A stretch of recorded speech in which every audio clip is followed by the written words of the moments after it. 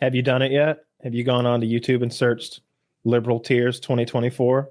I have not. No, are there good things? Well, my goodness, there's some great TikToks. You know, I saw a couple of really butch black ladies like screaming so loud. Oh, I saw that on Twitter. Yeah, yeah. There's so one in her car, and then one in her bathroom. The one in her bathroom, I was like, if you're this tore up about it, you wouldn't have had time to set up a phone because she's like having a seizure. she's flailing. I never saw her face because she's like flailing about so much, screaming, "No, God, no."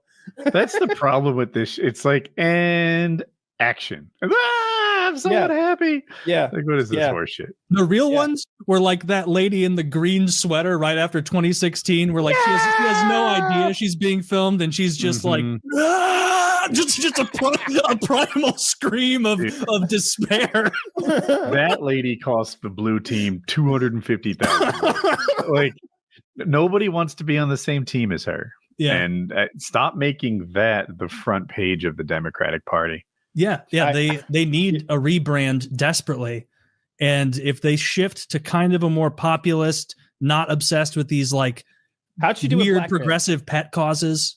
How did she do with black men? Because I would be surprised if she won 80-20 of black men, I believe. No way, I don't believe that. 20% of black men 90-10. Yeah, 20% of black men going. It was 88-12, I think, the total black vote.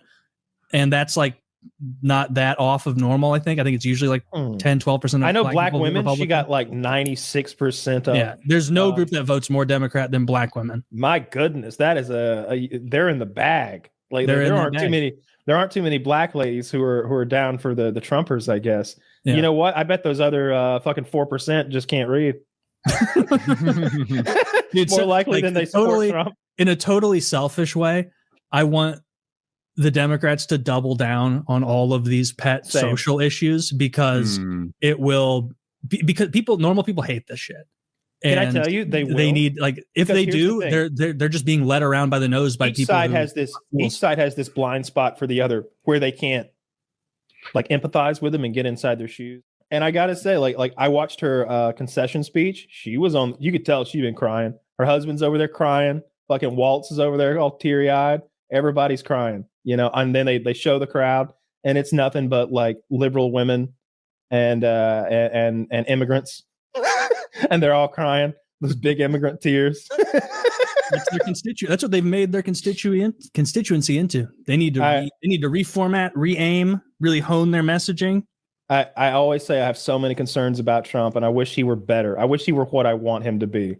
Same. But man, I love seeing him beat those people. I love it so much because it's him. Like if they lost to like a George Bush, a John McCain, a Romney, a regular old like good guy Republican, they could take that. But these are those humiliation victories. This is like when Khabib spit on Conor, and like this is like, oh yeah, you like that? This is rough for them to take because they see him as a joke. One of the best moments in UFC history. And they get into those, and we all do. I get so much of my news from Reddit. It's this echo chamber where everybody's saying she's gonna win. It's gonna be Madam. Yeah, and then they're like, it's literally echoing back and forth, like, yeah, it is. And this guy amplifies that guy. Yeah, you're so right. I am right.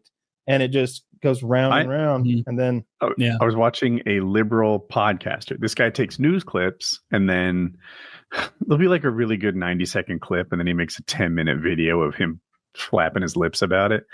Anyway, he's getting all these unsubscribes. And I'm like, fuck you. You should get those unsubscribes because after having watched your videos, I became misinformed. So fuck that guy. It makes me upset. I'm trying to gather information about the news, and I watch it from the left and I watch it from the right, and I try to figure out what the middle is. But I guess I fouled it up because I thought Kamala was going to win, and she didn't.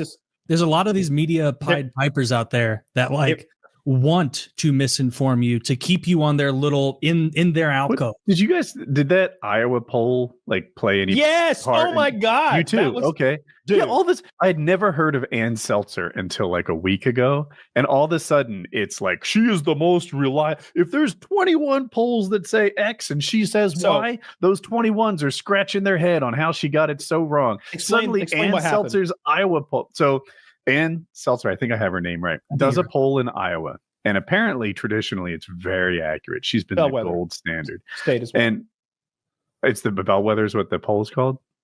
No, I'm saying Iowa is it. Oh, okay. So anyway, she came out with a poll and it had Kamala winning by 3% in Iowa. And the guy was watching, he was rooting for Kamala, misread it at first and thought she was losing by 3%. And he's like, this is good news. If she's only losing by 3% in Iowa, then this is a sign that she's doing much above expectations. Yeah. And this Ann Seltzer is the gold standard. She's the one. This is the best poller that's ever polled. She's a genius. It's going to be so good. And then the results come out and I'm like, you guys misinformed me. Why didn't you temper expectations that this is an outlier poll? Shock poll.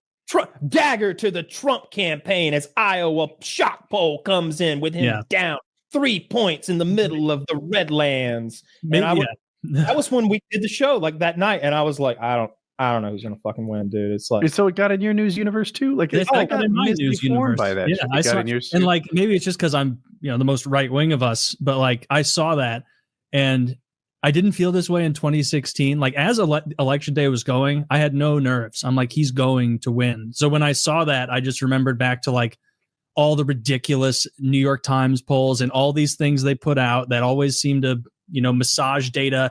They're almost like these pollsters are almost wish casting, seemingly like what they want to be the reality. And it didn't sway me at all. I'm like, there's no way this lady's right. He's going to win Iowa for sure. Not that I also thought I'm sorry, I said it wrong. I also thought Trump was going to win Iowa. I just took it as a good sign. Like if she's off by even 2% or 4%, this is much better than we expected her to do in Iowa. And shucks, the people that are in Iowa have a lot in common with those in Michigan and Wisconsin and those other nearby states. And that is the sort of thing that misinformed me. And I'm glad these guys are getting their unsubs because you're inaccurate news. Heck you. Fake news. I think you can go even further than heck you. I think I wouldn't blame you for being even more upset at them. I was shocked by the election results. I didn't watch it until late. I didn't start watching until late. I was watching movies or cop videos or some shit. And then when I flicked over, it was already, you could tell because on CNN, like everyone's demeanor and body language. Within 5 seconds, I didn't need to see anything on the screen other than that. And I was like, oh, we're cooking. I was watching a live stream. They're Republicans, but they're never Trumpers. The Bulwark, if you know them at all.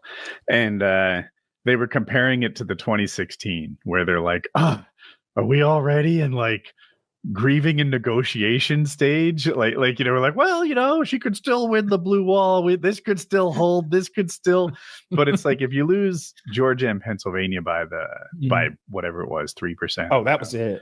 I meant to say Georgia and North Carolina. If she loses Georgia and North Carolina by 3%, then that doesn't bode well for the blue wall states. But they're still hoping that they don't follow the trend. And I'm like, we're cooked. Yeah. There were clips going around of like obviously the cope streams that a lot of people were having. Like I saw a clip of Destiny on whatever stream he was doing. And like, I guess it was all liberals, it wasn't a super long clip, but like everyone else, like the other 6 people sitting there are like, bro, it's Jover. Like it's over. And he's like, show me Georgia again. How many outstanding votes? Like I watched that live. Where are the mail-in ballots? I was promised there would be mail-in ballots. I think he was doing that for entertainment value. I'm sure there's a mixture. And he's like, show me some good news. Give me something. Like drill into Pennsylvania. We've taken Hawaii. Sir, we've taken Hawaii. The big island, at least. How many paths to victory are there? 0? That can't be true. I started hoping that it would just be a little closer. North Carolina had some good results for the blue team. Jeff Jackson, one of my favorite politicians, got attorney general. And the Republicans lost their supermajority, which is a good thing because the North Carolina Republicans, even if you're Republican, you have to see they're one of the worst states of leadership. They're awful. Y'all make us proud. So they got the supermajority by running a Republican as a Democrat. She won as a Democrat, and then she changed after she won. That's how they fucking did it. Those dirty dogs. Dude, politics is for the worst people. Yeah. Just But the anyway, worst, that most woman got shameless voted people. out. Her career. Who's saying Missouri's going to go blue? No one. No one's saying that. It's I don't think we've been blue since maybe 92 with Clinton would be my most recent guess. We went blue with the first Obama, but not the second. And prior to that, I'm not sure. Yeah. North Carolina is definitely the purple. most swingy of the 3 states we live in. No, I think Georgia. I don't know. It's hard to stack rank North Carolina and Georgia on who, because they have 2 blue senators. Because it's also like it's so recent that like presidentially Georgia was purple. Like it was. The demographics have just been shifting. Like there's just so many people in Atlanta. Look at that. Let's see. Come on, hit me with 90. Is it 92? Fuck, 96.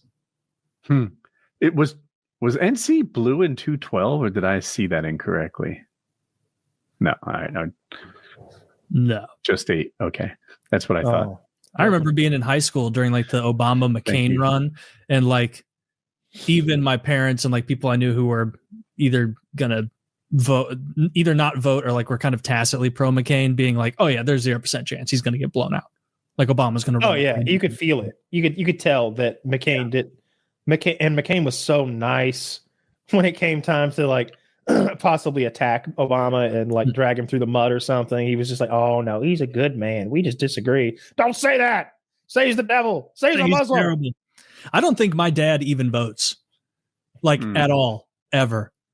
He like at no point throughout my entire childhood. I know it's like normal for what do you want to do, jury duty? Like, my dad was so political this way or that way. I cannot remember one time throughout my entire developmental years or childhood up through high school where he said even one thing about a politician or politics. Oh yeah, my dad doesn't vote. He doesn't care at all.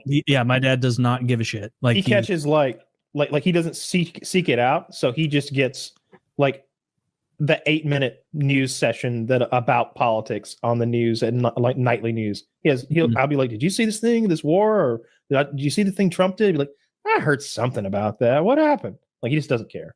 Yeah, couldn't care less. My father follows closely, and it's my perception that he's really in like the right wing ecosystem of his news sources. He feels like Fox News is too liberal, so he seeks out more like redder sources.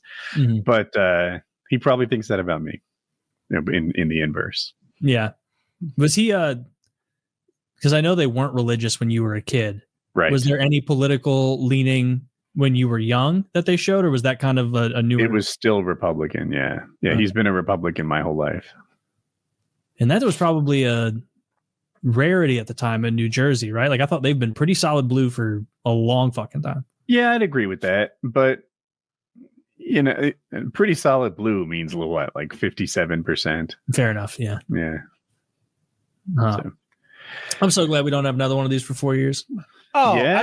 And it's not going to be on the news.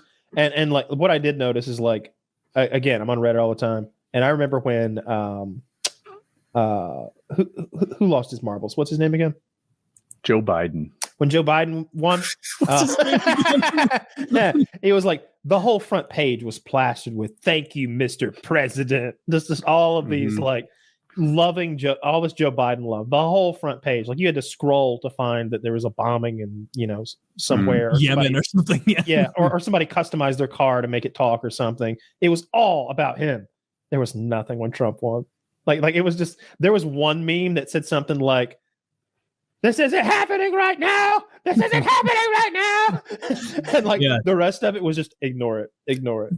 There were a lot of Reddit screenshots I saw go, pretty popular on Twitter of people being like, just like history, like not everyone's like this, of course, but like just over the top, like histrionic fits of like, if you're trans, you need to leave the country right now because and this isn't made up, people. He's going to kill you. He's going to come to your house and he's going to put your dick back on. He's going to come to your... All the dicks are going back on, folks. You cut your cock off. Not in this America. We're throwing the cocks back on. My God, disgusting. We have to do this, but we're fixing. The happiest man in the world is. And Joe Rogan said this that Trump won. Tony Hinchcliffe. Tony Hinchcliffe, yeah. Tony Hinchcliffe he was so worried that joke was going to be like the difference. Joe said that Tony was like, look, Joe, look, he won Puerto Ricans, Joe. He won Puerto Ricans big, Joe. Dude, my stupid left-wing misinformation bubble told me he was going to lose Pennsylvania because there's 500,000 Puerto Ricans there, and the race is always lately decided there by like less than 100,000. Mm. So there's 500,000 newly motivated Puerto Ricans because of this stupid garbage joke. Oh my God, he lost Pennsylvania. He lost the race. It was all coming down to Pennsylvania anyway, right? And now I'm like, you bastards, I believed you. You misleading pricks. That's like you need to be so careful and mindful where you get news from nowadays because it's so propagandistic. Let me reply quickly. I am careful. I guess I'm just bad at it, right? Because my heart. Yeah, we'll get you on the right side. Because I'm watching. I almost am positive I watch more Fox News than both of you combined. Guaranteed. I don't watch any Fox News at all. Yeah. Bingo. But so I do try. I guess projected what I wanted to see.